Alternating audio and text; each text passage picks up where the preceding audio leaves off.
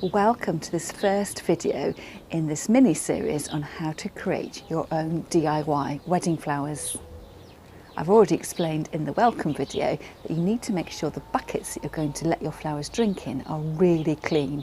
Any bacteria and dirt is going to shorten the life of your flowers. You're also going to need to condition your flowers. This is the term florists use to describe the action of recutting stems and placing your flowers in water.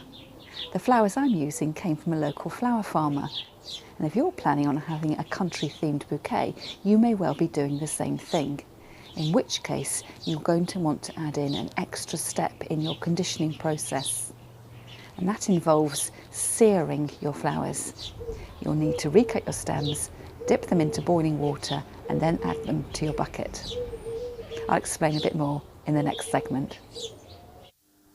To sear your flowers, you're going to need a pair of scissors to cut your stem ends. You might need a pair of secateurs if any of your stems are particularly woody. You'll need a heat-proof jug and a kettle of boiled water. Add your boiled water to your heat-proof jug. I'm probably adding about 5 centimetres. Do take care though, don't burn yourself with the hot water or the steam. I've adjusted the camera angle here so you can see more clearly what I'm doing. So these are the flowers as bought from my local flower grower. I've got my jug of hot water to one side, and what I'm going to do is take flower by flower, recut the stems, place them in the hot water for the count of 5 or 10 seconds, and then put them in my clean bucket of water so they can sit and rehydrate, take up water, so they'll be in the best condition possible before I even start arranging my flowers.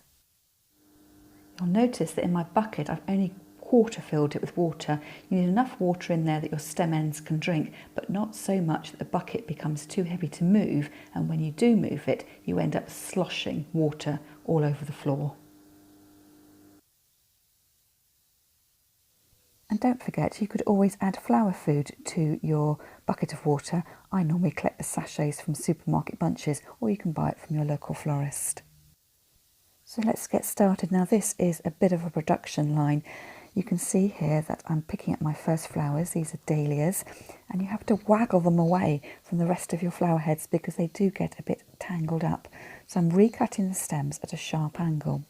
Now if you recut the stems straight across, what will happen is that when you put those in your bucket of water, the stem that's been cut straight across will just sit flat at the bottom of your bucket and won't take up water so well. But the one with the sharp diagonal cross is almost as if it's standing on tiptoes, and the water will get to your flowers more easily. So having recut my stems, I then plunge them in the boiling water, the water that's just come off the boil, and sit them there for a matter of seconds, a count of 5, 10, you'll soon get into the rhythm, and then put those in my bucket of tepid water to sit and take up water in their own time. And as I say, this is a production line. I'm doing exactly the same thing here. Recut the stem ends, put them in my boiling water, and then add them to my flower bucket. Some of your flowers may have long, thin stems with no leaves on the side, but this particular flower I'm holding up has got lots of tiny leaves along the stem edge. What you need to do is remove those, either with your fingers sweeping down the stems, but do be careful you don't damage your stems, or use a pair of scissors, whatever you feel more comfortable with. You don't want any leaves ending up in your bucket of water. They'll rot, and the bacteria will make your flowers die sooner than you want them to. Florists refer to these de-leaved stems as being clean stems. You do exactly the same thing then. Recut your stem ends, plunge them in the hot water, and then put them in your flower bucket to rest. And literally, this is a production line. It's the very unglamorous side of doing your own wedding flowers. So it's a lot of preparation. It's not difficult to do, but you need to make sure you've got time and space. You'll probably find that the stem ends you cut off ping off in all directions, so you will need to make sure that you sweep your kitchen floor afterwards. Wet leaves and stems and water are not a good combination, and you really don't want to be slipping over before your big day. I've speeded up this next section of film so you can see what I'm doing from beginning to end. It probably took me about 10 to 15 minutes to condition this bucket of flowers, so it's quite easy to do. Just set yourself a bit of time aside and you'll be fine. I'm on my last few pieces of greenery now. This is asparagus fern. It's got a lovely soft and floaty profile, so I will do exactly the same thing there. Recut the stem ends, plunge them in water, add them to my bucket. Now it does sound obvious, but you do need to make sure your stems are actually in the water, and you need to put your flowers in. You can see me here pushing the other flowers to one side to make room for my stems, and every so often I actually sort of go to pick the whole bunch up and sort of tap them down at the bottom of the bucket just to make sure they're upright and haven't got any loose stems that haven't quite made it down to the bottom of the water. And if you're in any doubt, add more water and just be really careful if you do lift your bucket that it's not too heavy for you. I've adjusted the camera angle here so you can see exactly what I'm doing. I've got some last woody stems to add in, and I'm using my floristry scissors, and I know they're going to be up to the job. If you're using your kitchen scissors, you may well damage them, so you might want to have a pair of secateurs to hand. So I'm recutting the stems at an angle, plunging them into my hot water, and you may see some tiny air bubbles shoot up to the top surface of the water. And when I've left them there for the count of 5 or 10 seconds, I then put them into my bucket, and you can see there all my stem ends in my bucket of water ready to use. I've had my flowers in water overnight, and I'm now bringing them outdoors to work on my patio table where I've got lots of space. I've got a pair of scissors with me and also a piece of string, and I'll be saving that to tie my bouquet up with later on. So the first thing I'm doing is taking all my flowers out of the bucket of water and laying them out on my table so I can see what I've got.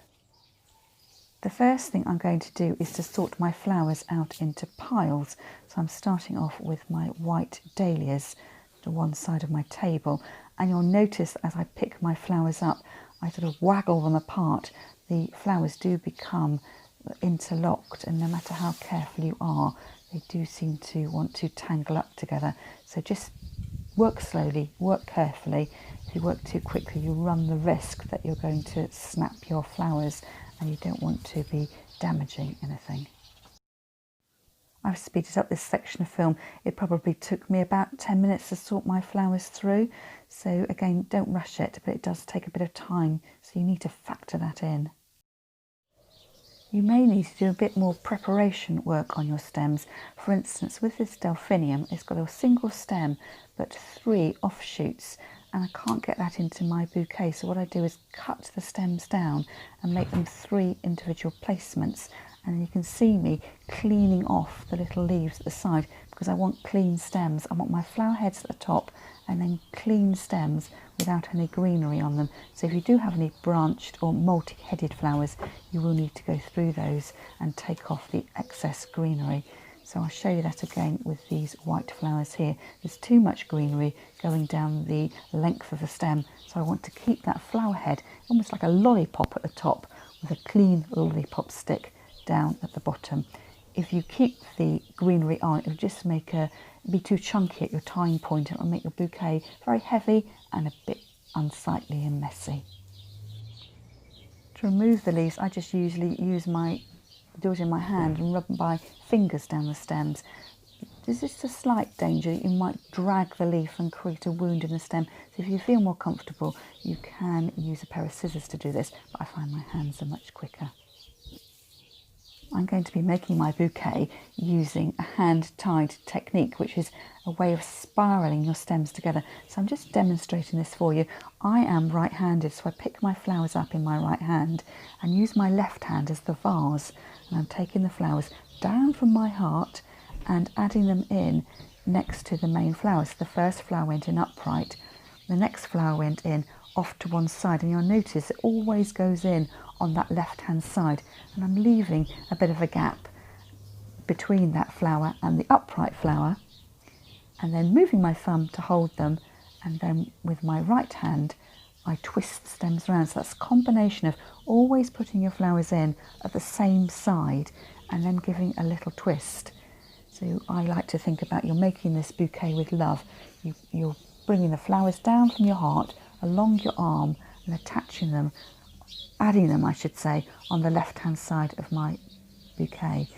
If it feels more comfortable, you can add your flowers in from the fingertip ends. It's entirely up to you. Whichever way you do it, you always need to add in your flowers from the same side, either always from the left or always from the right. And you can see now that I've got a quantity of stems together. They're starting to splay out. So you get this sort of triangle of stems at the bottom and a triangle of flower heads at the top. And they're cinched in at the waist where I'm holding it, where eventually I'll be tying my string. I'll show you this technique again, so don't worry about it if you haven't picked it up straight away. I've got cosmos here, so again it's a single stem but with 3 branches, so I'm cutting them down into 3 straight pieces and again removing any side shoots. And the same with these white flowers again, taking off the leaves. So again it's a production line. You could do this when you condition your flowers right at the beginning, but I prefer to do it as 2 separate activities. And of course not all of your flowers will be used for your bouquet. You'll be saving other flowers for other jobs, large scale arrangements, table arrangements, buttonholes and that kind of thing. So I would only do this preparation of the flowers when you're ready to actually make your bouquet. So again I'm showing you how you hold your flowers not so much as a bunch, you sort of got this pincher maneuver going on with your thumb and drawing the flowers down from your heart along your line and adding them in at the left hand side of the posy that you're creating. And you'll see that the stems start to naturally cross over. They're going in diagonally, not upright. I then use my right hand to turn the bouquet and I'm releasing my finger to let it move round. I'm probably twisting 1/3 or 1/4 of the way around, possibly half of the way around, but I wouldn't always do a complete 180-degree turn because otherwise you're going to end up with a bouquet that's very long and narrow. You need to remember you're making something that's quite rounded, and you'll quickly see, especially if you're using bushy heads like this, that you are making quite a full bouquet. And I go through the same process with my dahlias. So here, when you've got a forked stem with 2 shoots, you might be tempted to squeeze them together, but I just wouldn't do that because you'll end up with your stems rubbing and possibly one of them may snap. But on the whole, my dahlias have these lovely, smooth, clean stems, so they're quite easy to use. And here I'm chopping off some of the side shoots and I save those bits of the greenery. It is nice to add a bit of natural green in with your flower stems. I've got some blue Eryngium thistle here, quite a large one and a smaller variety as well. And you can see with the smaller variety it is really branched. So I'm going to have to lose quite a lot of those side shoots. Otherwise this piece of greenery will look really top heavy in my bouquet. So I'm cutting off these stems. They're slightly woodier, so I can't peel them off in my hand, but I'm not going to throw them away. They'll be really great for table arrangements and for making my little tied posy buttonholes. So you do need to think about cutting bits off, which seems awful at the time, but you can reuse all these side shoots, so don't worry about it. My asparagus fern will need a little bit more work. It's quite long and floaty, so I'll need to divide it down. So first of all, you see me pulling off the side shoots because I want those clean stems. And then with the very long sections, I'm actually going to cut them part way down to create a really bushy, tufty bit and a shorter section at the bottom. So you're using the full length of your greenery when you do have really, really long pieces.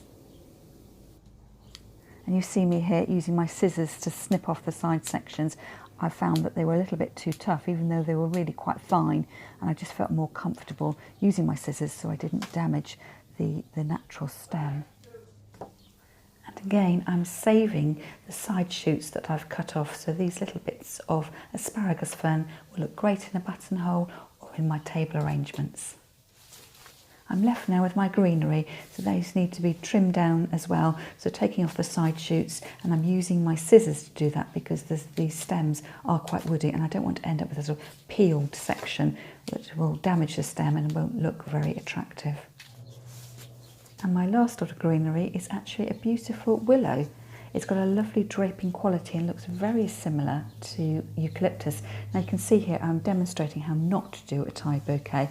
I'm making up the bouquet using the spiralling technique, but I haven't trimmed off the greenery that is at the binding point, the part of my hand where I'm going to tie my string, so you can see how unsightly it looks and how bulky it is to hold. So what you need to do is be disciplined and trim off these side shoots so you get the straight, clean stem and then this round head, this sort of lollipop effect at the top, and work your way through. And as I say, you just go slowly, go carefully, take your time, but put the effort in now, because it's difficult, although not impossible, to trim things as you're making, but you're going to have one hand on your bouquet and then another hand trying to use your scissors to cut back. You might find it helpful to practice your spiralling technique just using greenery. It's quite robust and withstand being picked up and put down again.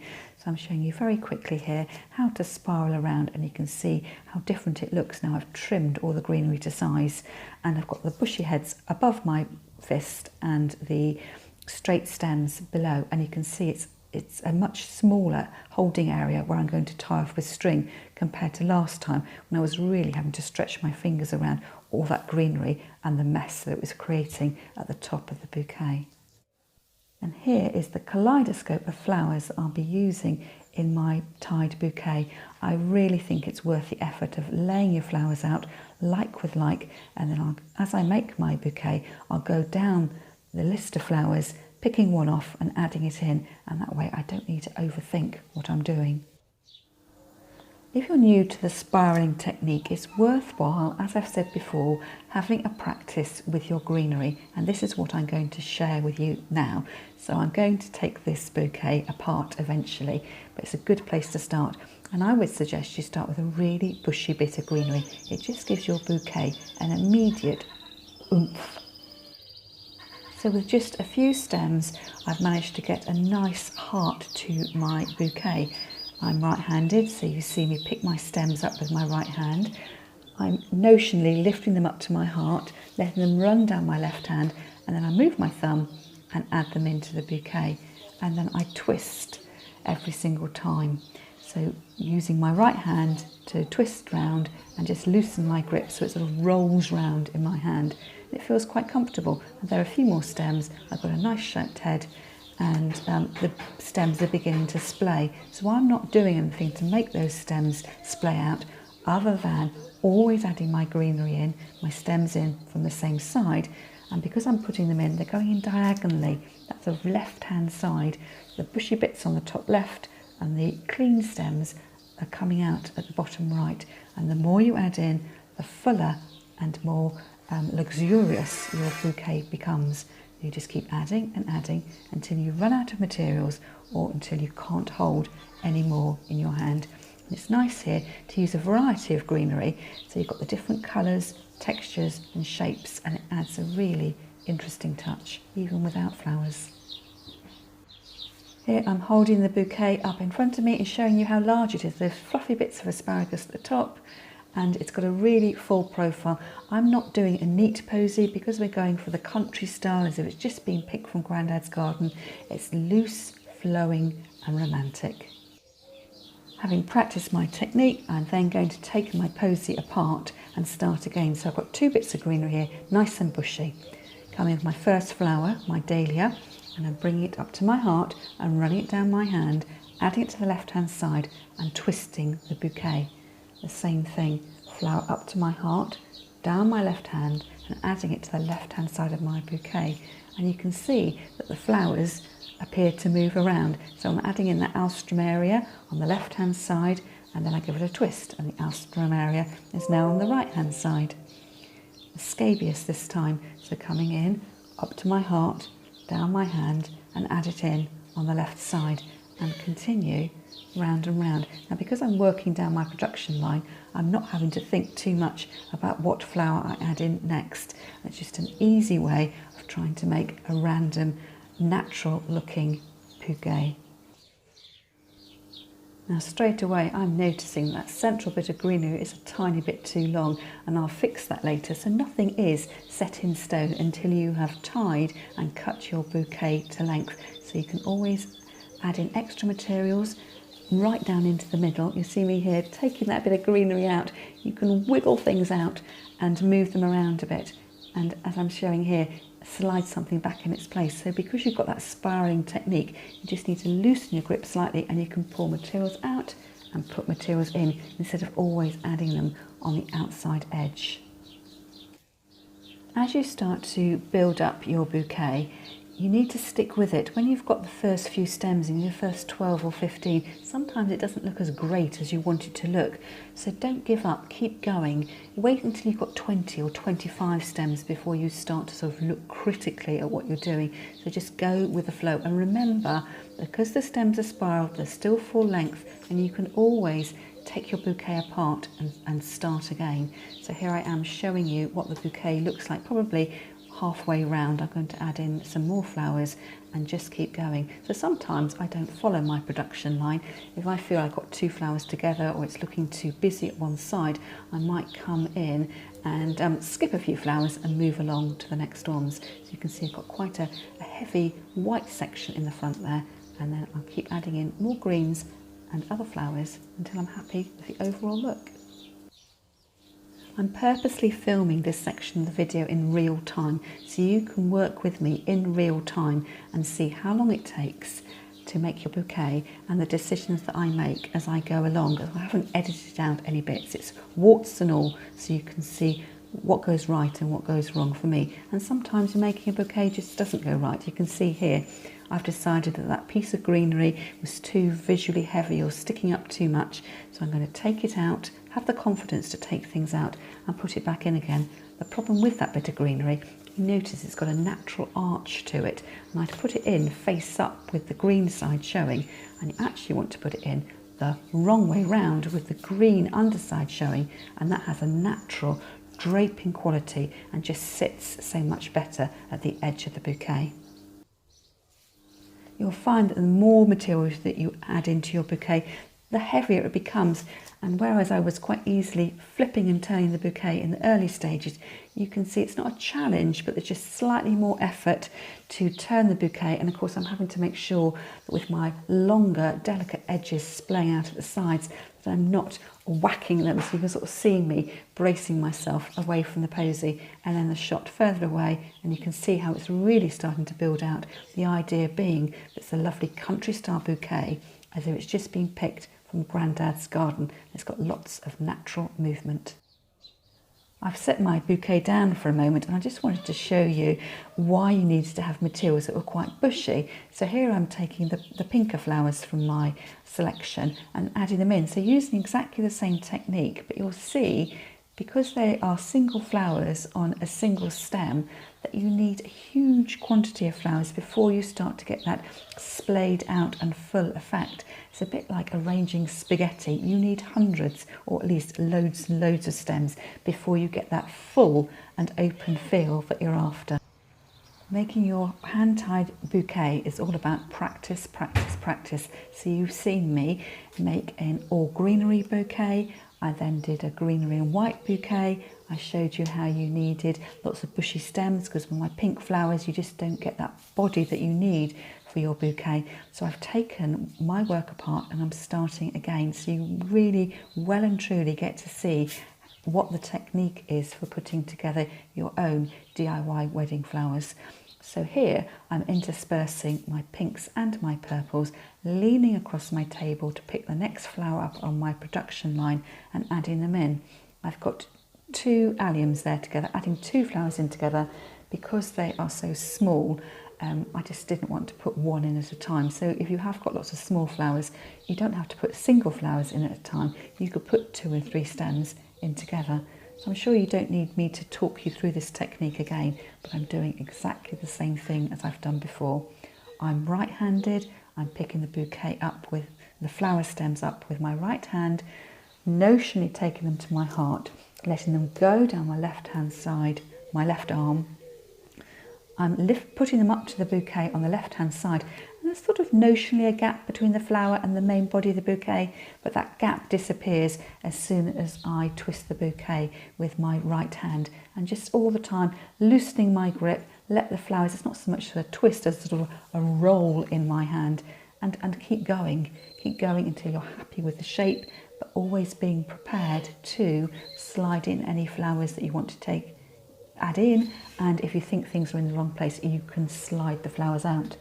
You may find that some of the flowers seem to sort of sink down the plug hole. Don't worry about that. You can go back in just very gently, put your index finger and forefinger around the stems, and you can lift them back in place. You might sort of need to use a corkscrewing action, but anything is easily fixed. And if all seems to go wrong, put your bouquet down, go away, have a cup of tea, a glass of water, come back to it, and you will do it. It'll be great. Here I'm adding in some of my mini eryngium, the lovely blue thistles, a piece of greenery, making sure it's arching out to the side, and then some more greenery as well. So interspersing flowers and greenery so it looks like a unified whole. Now I was just about to add in another bit of greenery and discovered it was right next to its pear. So I just shuffled the bouquet around a bit, so you don't always need to put your greenery at the next sort of finish to your turn point. If you don't think it looks right, give your bouquet a few more turns and find the gap where you want to put your flowers in. So you can see here, really starting to build out. You've got a beautiful profile at the top, the splaying stems at the bottom. So back to the #1 flower on my production line, my white dahlias, adding those in, a little bit of a round there, just to make a nice sort of interspersing them through the design. And then following that up with some of the spray white flowers as well, which are really handy because they'd fill up a huge space and just make your bouquet look absolutely fabulous. I love that little scabious. The lightweight flowers will bob around and give a great sense of natural movement, so you haven't ever got a sort of solid and stiff bouquet. So more scabious adding in on the end, and they'll bobble along as your bride walks down the aisle. And you continue on, so you decide how large you'd like your bouquet, what combination of flowers you're going to be using, but do check every now and again. You see me shaking my bouquet, letting everything settle.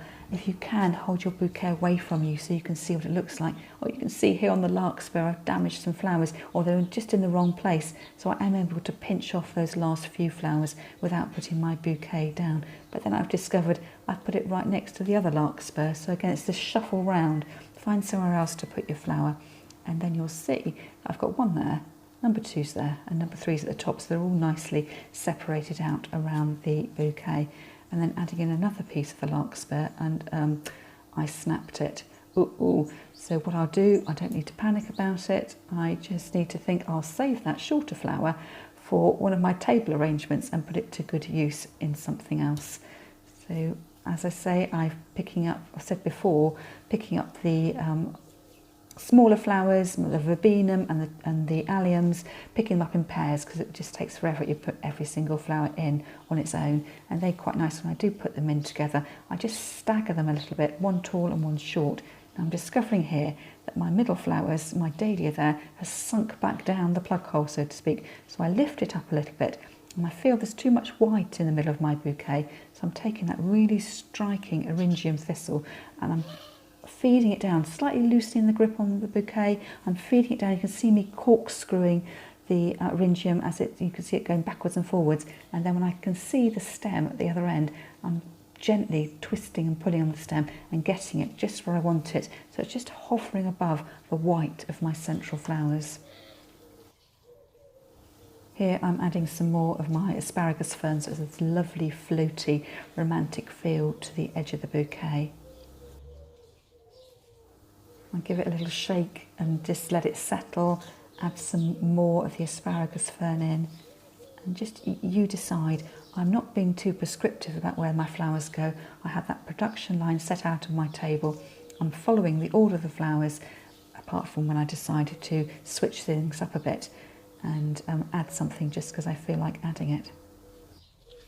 What I'm probably trying to say is trust your instinct. Do you like what you've created? Have a good look at it from a distance. Look at the beautiful splayed stems, the full body of your bouquet, the nodding scabious and that drifting of the asparagus at the end.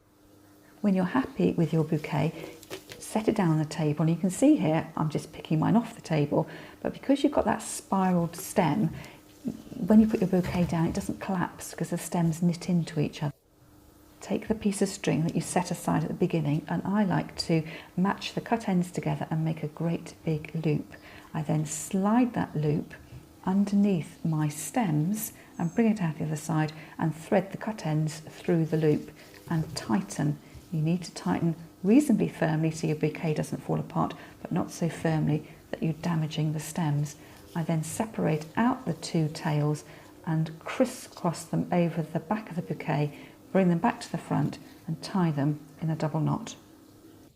If you don't tie your bouquet tightly enough, when you lift it up, you'll get a little hole in the middle. The flowers will separate, so you just need to undo your string and retie it slightly tighter.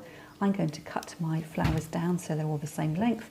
I'm going for 2 hand holds plus a little bit further. Then I'll put my flowers in water and then come back and add a decorative bow over that string fastening.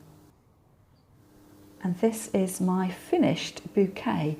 So in a beautiful country style, as if it's just been picked from Grandad's garden.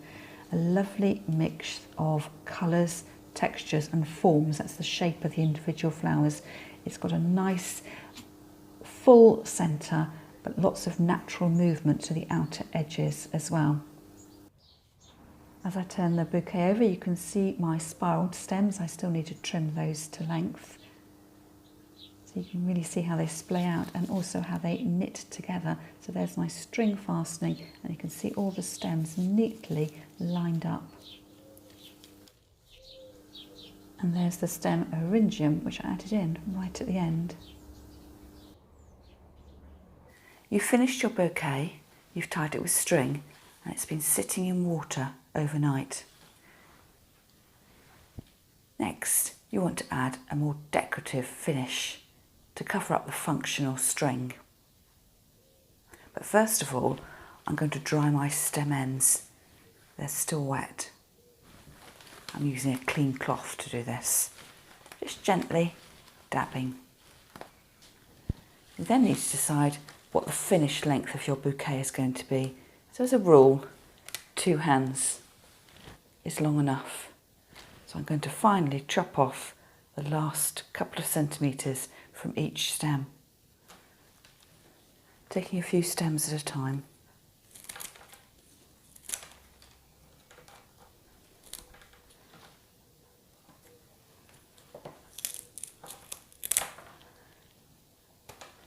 If your stems are particularly woody, you might need to use your secateurs.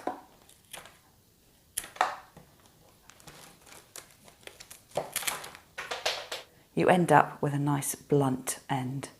As this bouquet is in a country style, as if I've just picked it from the garden, I don't want to be too fussy with the decorative finish across my string. I've got 2 options for you. The first is to tie a simple shoelace bow using some satin ribbon, and the second involves trailing ribbons, which will give you a lovely fluttery flow as your bride walks down the aisle. I've got a 25mm wide satin ribbon and I'm keeping it on the reel at the moment because I'm not quite sure how much I'll need. So I'll spool some out and I can always wrap that back on the reel later. I'm going to start finding my rough midpoint of the ribbon and putting it over the string, and I'll go backwards and forwards a couple of times to make sure that none of that string's visible anymore.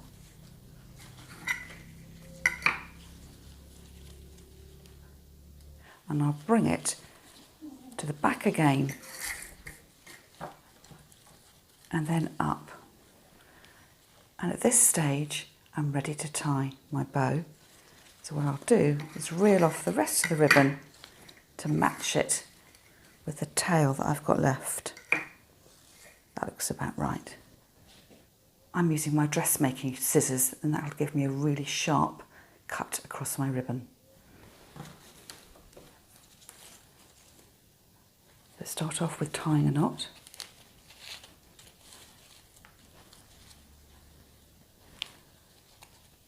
I'm making quite short loops here, round and under in the normal way.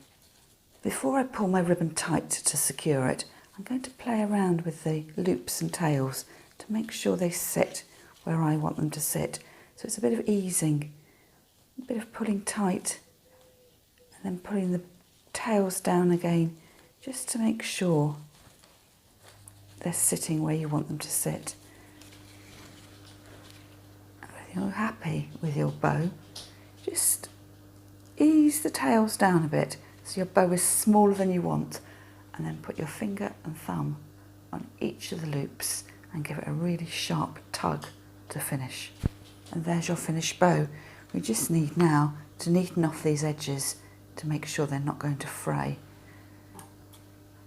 Because my ribbon's quite narrow, I'm going to come from the outer edge diagonally across to the inside edge, and then mirror that on the other ribbon.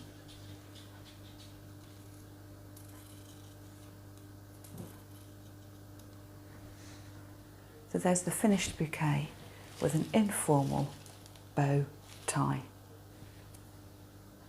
You might fancy having a more decorative finish to your bouquet. How about using some fabulous coloured ribbon trails? Because these ribbons are so colourful, you don't want to be too fussy with your fastening, and a simple knot will do. So I'm going to find the halfway point in my ribbons, go underneath the bouquet,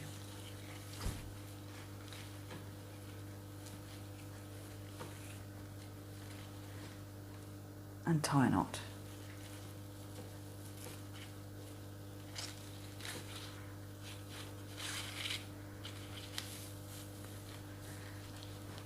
And go back the other way.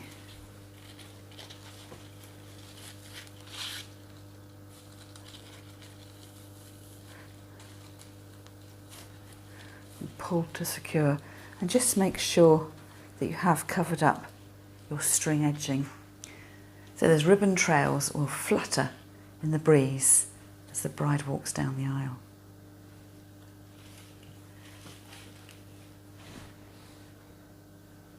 I do hope you've enjoyed this video and now feel a little bit more confident about creating your own hand-tied wedding bouquet.